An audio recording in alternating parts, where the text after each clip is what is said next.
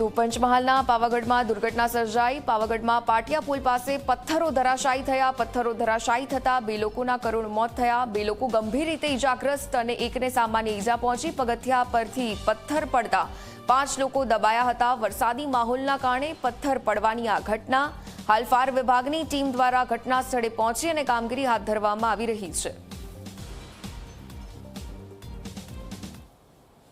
વરસાદ આવવાના કારણે હવા પવન વધારે હતો અને ભૂસ્ખલન થયું ત્યાં પહાડ ઉપર। એના કારણે 3 થી 4 લોકો તેને નીચે દબાઈ ગયા।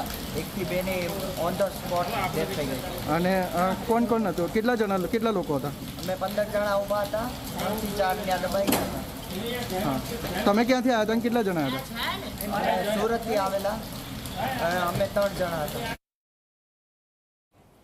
સંવાદદાતા જયેન્દ્ર ફોન લાઈન પર જોડાયા છે। જયેન્દ્ર, જે રીતે આ પથ્થર ધરાશાયી થવાના કારણે મોતની અનેક વિગતો સામે આવી, આખરે કયા કારણોસર આ ઘટના બની, શું વિગતો?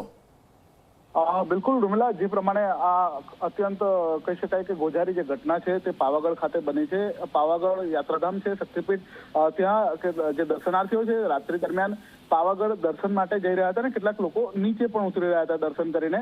પરંતુ જે પ્રમાણે વહેલી સવારથી જ પંચમહાલ સહિત સમગ્ર વિસ્તારની અંદર ધોધમાર વરસાદ વરસી રહ્યો છે। પાવાગઢની અંદર પણ ખૂબ જ ધોધમાર વરસાદ પર્વત ઉપર વરસ્યો હતો ને તેના કારણે જેવી રીતે દર ચોમાસે પ્રથમ વરસાદે પાવાગઢની અંદર પથ્થરો ધરાશાયી થવાની ઘટના વારંવાર બનતી હોય છે।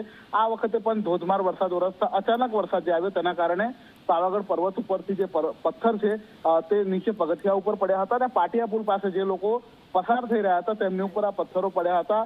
મહાકાય પથ્થરો પડવાના કારણે તેની નીચે 3 થી 4 લોકો દબાયા હતા અને 4 લોકો જે છે તે જીવન મરણ વચ્ચે ઝોલા ખાઈ રહ્યા હતા। પરંતુ સદનસીબે તેની અંદરથી કેટલાક લોકોને બચાવી લેવામાં આવે છે। પરંતુ કહી શકાય કે જે લોકો દબાયા હતા તેમાંથી 2 લોકોના ઘટના સ્થળે જ મોત થઈ ગયા છે, જ્યારે 2 લોકોને રેસ્ક્યુ કરીને બચાવી લેવામાં આવ્યા છે।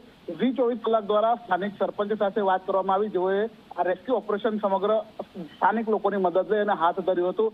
તેમને કહેવા પ્રમાણે કુલ 4 લોકો દબાયા હતા, જેમાંથી 2ના ઘટના સ્થળે મોત થયા હતા અને 2ને ઈજાઓ થઈ હતી, જેમને રેફરલ હોસ્પિટલ હાલોલ ખાતે ખસેડવામાં આવ્યા છે। હાલ વહીવટી તંત્ર જે છે તે અહીંયા પહોંચ્યું છે। ડેડ બોડીને રેફરલ હોસ્પિટલ ખાતે લઈ જવામાં આવી છે અને જે તેની ઓળખ છે તેની જે કાર્યવાહી છે અને વધુ કાયદેસરની કાર્યવાહી છે તે હાલ કરવામાં આવી છે। પરંતુ આ ઘટના જે છે ભારે વરસાદને કારણે ઘટી હોવાનું પ્રાથમિક તારણ જોવા મળી રહ્યું છે। બિલકુલ જી, ધન્યવાદ વિગતો સાથે જોડાવા બદલ।